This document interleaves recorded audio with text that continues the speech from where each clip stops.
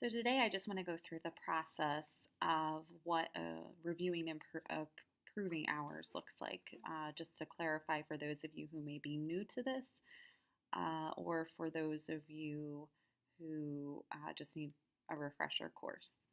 And the rest of you who already know it all, just sit back and listen and relax. Um, Anyone who has employees assigned to them should be able to see them from their home screen. I'm going to have a lot more people because I have all groups assigned.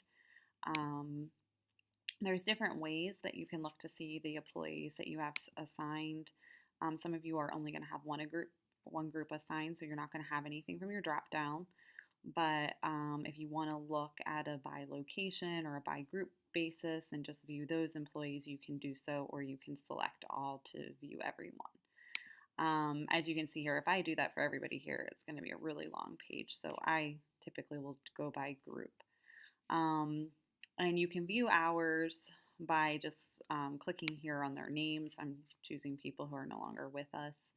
So nothing's going to show up. As you can see down here, this employee's been inactive since 2015. So that's one way of doing it, but a lot of people have said that they really like going via the timesheet approval because not only is it going to show you the employees that you're responsible for, but it will also show you who has pending approvals and for how many hours. So if we click on timesheet approvals and then we select the current pay period, always double check here. So right now it says from 4/2/18 through 4/15/18, so that is correct. That will be the current pay period. And then we can look to see employees who have hours that are approved, as well as employees who are coming up with unapproved hours. And since it's in the middle of the day right now, probably everyone has unapproved hours. So I'm going to go ahead and click on that, and I'm just going to leave it on all, and I'll click Apply Filter.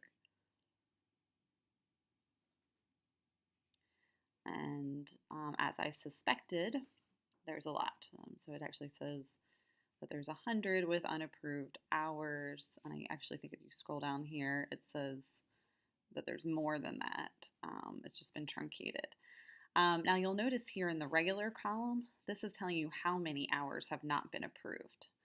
So I can tell very quickly at a glance which of these employees has a supervisor who is checking their hours on a daily basis and approving them, as opposed to those who their supervisors haven't checked or approved any hours this week.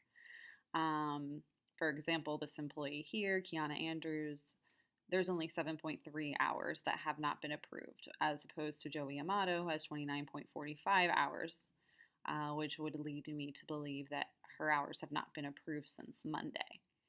And we are now on Thursday.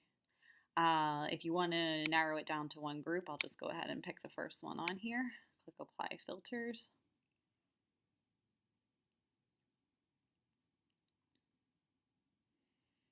And Paychex is going slow here. This is going to show all the employees in this group. And then from this screen, you can actually go directly to each employee and check those out. One thing, I'm glad we clicked on this though, because this is a key issue that is causing a lot of problems in Paychex right now. As you'll notice right here on Thursday, she clocked in, but she hasn't clocked out yet. But her supervisor has already approved her hours despite the fact that there's no clock out. So a lot of times, this isn't as much an issue for a Thursday as long as she works tomorrow. Where it becomes an issue is when this happens the last day of the week, and especially the last day of the pay period, where the supervisor goes in and approves the hours without the employee having actually clocked out yet. And when Gary was away and I was noticing things like this, I was actually going in, unchecking these boxes and saving them, because what happens is if Lauren does not clock out at the end of the day today and doesn't come in to work again until Monday, when she goes to clock in on Monday, that will actually clock her out. And then that's where you end up with like 40 hours logged in one day, because it will calculate all the time from Thursday until when she clocks in on Monday morning. And you won't notice it, and it won't show up as an error if she clocks out, because there's an in and an out.